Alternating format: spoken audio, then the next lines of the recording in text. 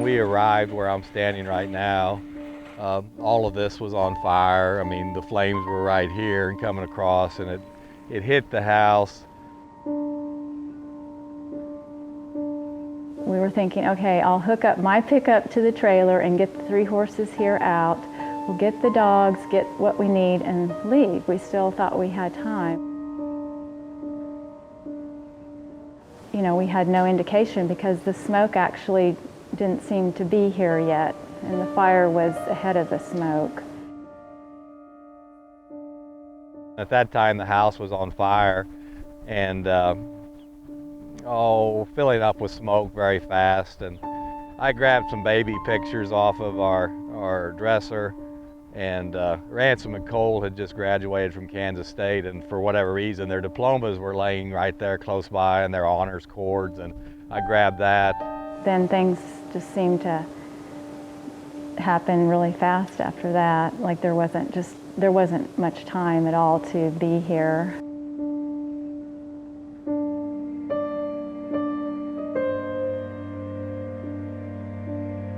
Ashland was under siege. The entire town was surrounded by flames, and there were firemen fighting it from all sides. And the problem with the wind, just like we have wind here right now, it kept switching directions. So it would go this way, and I missed something over here, so the wind changes and it comes back this way.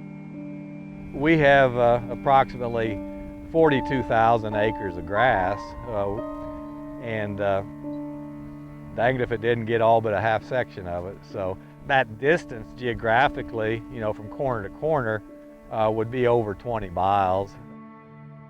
The day after the fire, Mark and I went into every part of the ranch and through every pasture where there were cattle, and where there was wheat pasture and the cattle were there, they were fine. Some cattle were able to escape,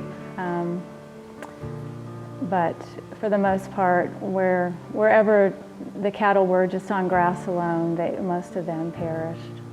You just never think you'll ever see that kind of suffering of animals like that.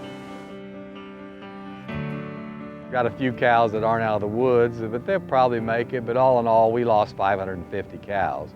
And when you think about the loss of those cows, you know, you didn't just lose the cow, they were pregnant getting ready to calve, or they'd already calved and lost a baby calf. And so we look in the whole county, and it's a little bit hard to estimate, but I heard our veterinarian, Dr. Spare, say, and the early reports were 6,000 to 10,000, and I think that's still in that range. Many of these ranches had just moved into calving pastures in the last 2 to 3, 4 weeks. So they were fresh pastures, hadn't had anything on them for a year. Well, there's no way to move a set of cows that are calving, get them all moved out of the pasture when all of a sudden we have a wind change and you got 20 minutes to get cattle moved. These ranches had devastating losses of livestock, fences, and grass, and so there's been leaders within our community reaching out, coming alongside of those people that are affected. I've heard the word devastation and catastrophe and disaster, and I like the word opportunity, hope, look to the future. And I've told a lot of people, if you can't see God in all of this and Him sending so many amazing people to help us, honestly, I have a better opinion of my fellow man today than I did prior to March 6th.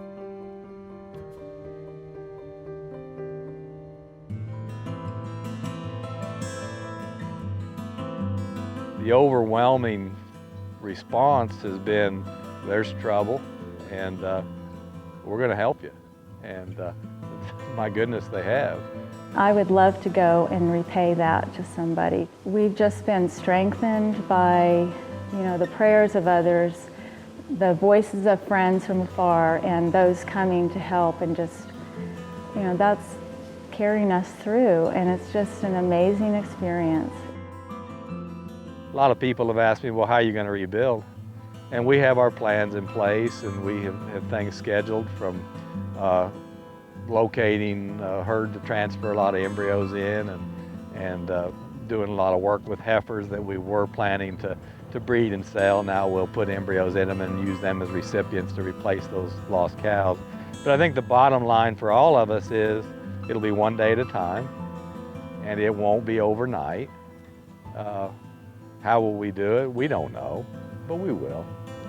We will.